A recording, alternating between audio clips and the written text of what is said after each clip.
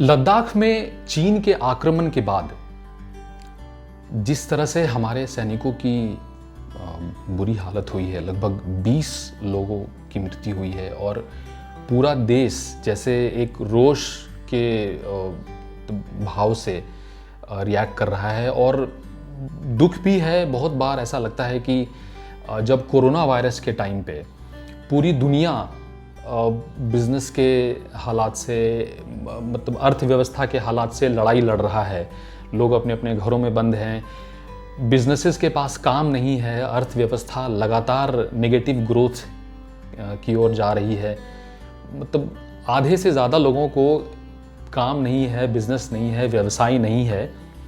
लोग अपनी अपनी सेफ्टी के लिए दुनिया के हर कोने में स्ट्रगल कर रहे हैं कि how do we keep ourselves and our families safe from the pandemic. उस समय चाइना को गलवान वैली में ये सब काम करना तो मेरी समझ से बाहर है, लेकिन फिर भी जो हुआ लद्दाख में वो गलत है। और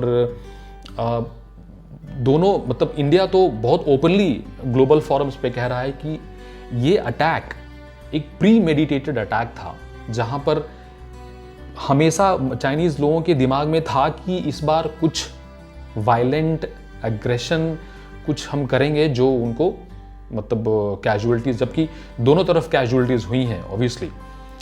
तो इसका बिजनेस वर्ल्ड में क्या इम्पैक्ट हुआ है, इस इंसिडेंट के बाद जो हमारी सरकार है उसने क्या क्या कदम लिए हैं।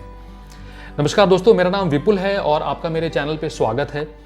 आत्मनिर्भर भारत स्वदेशी आंदोलन जो चाइना के एग्रेशन के बाद, चाइना के अटैक के बाद जो शुरू हुई है, उसके कुछ पहलू 2-3 दिन से लगातार देखने को मिल रहे हैं और इसका ये निष्कर्ष निकाला जा सकता है कि जो पॉलिटिकल फ्रंट पे हो रहा है वो उसका प्रभाव बिजनेस वर्ल्ड पे होता ही होता है। दोनों इंटरलिंक्ड हैं।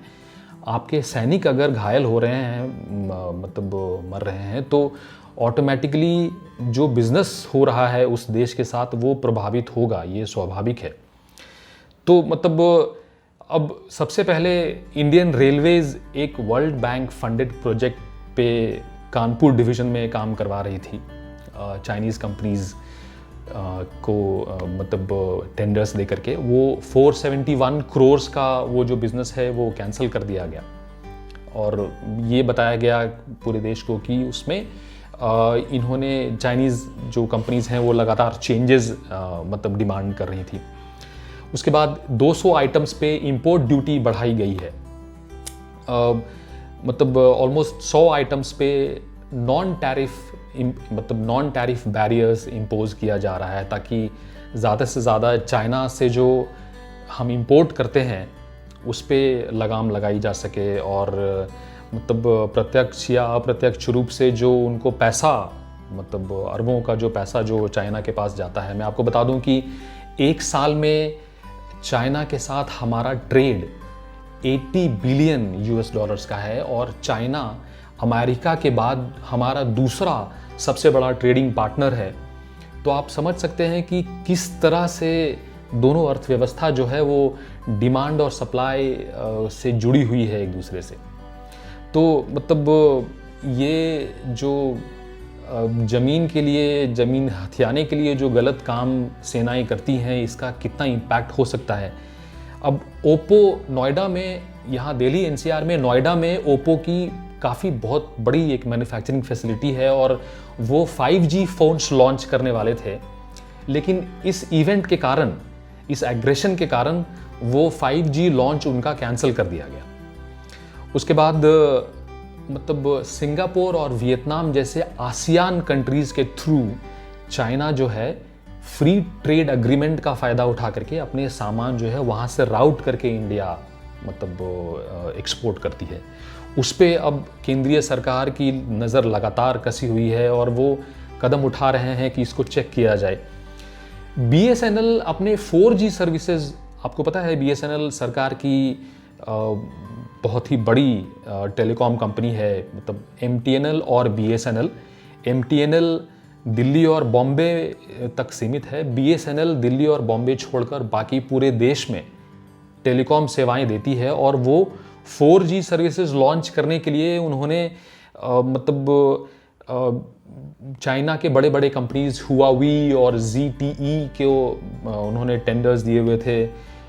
अब आत्मनिर्भर भारत और जो स्वदेशी आंदोलन शुरू हुआ है उसके कारण अब कहा जा रहा है कि भाई हम अपने टेंडर्स को रिवाइज करेंगे और हम चाहेंगे कि इंडिया के अपने जो टेलीकॉम इक्विपमेंट प्रोवाइडर्स हैं हम उनको कॉन्ट्रैक्ट दें, उनसे काम निकलवाएं, उनको हम पेमेंट करें।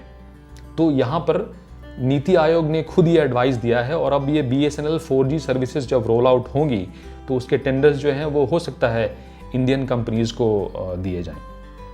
मुंबई मेट्रोपॉलिटन अथॉरिटी ने मोनो रेल के लिए रेक्स बनवाने थे जिनका टेंडर उन्होंने चाइनीज़ कंपनीज को दे रखा था, वो कैंसिल हो गया है।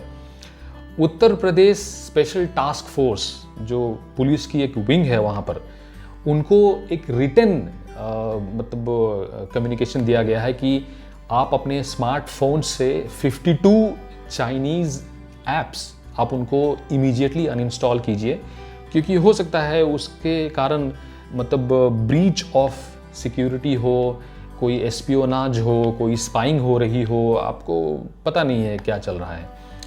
उसके बाद ये सब सारी पहलुओं को देख करके लगता है कि मैं आपको बता दूं कि ये लॉन्ग टर्म में कितना फिजिबल है ये आप खुद स्टडी कीजिए, क्योंकि दोनों अर्थव्यवस्थाएं जो है वो काफ़ी जुड़ी हुई है एक दूसरे से। और चाइना आज के दिन में manufacturing capital of the world है। और मैं किसी एक बहुत ही प्रैग्मेटिक अप्रोच ले रहा हूँ इस टॉपिक को, बिना देशभक्तों को प्रोवोक किए हुए या उनको कुछ ये करने के लिए कि जो ट्रेड और बिजनेस है वो प्रभावित हो सकता है और प्रभावित होना शुरू हो गया है। और जहाँ तक हमारी फिजिबिलिटी की बात है, चाइना आज इतने बड़े मकाम पे इतनी बड़ी अर्थव्यवस्था को चला रहा है कि शायद उन्हें महसूस भी ना हो अगर हम ये सारी चीज़ें पुशबैक कर देते हैं।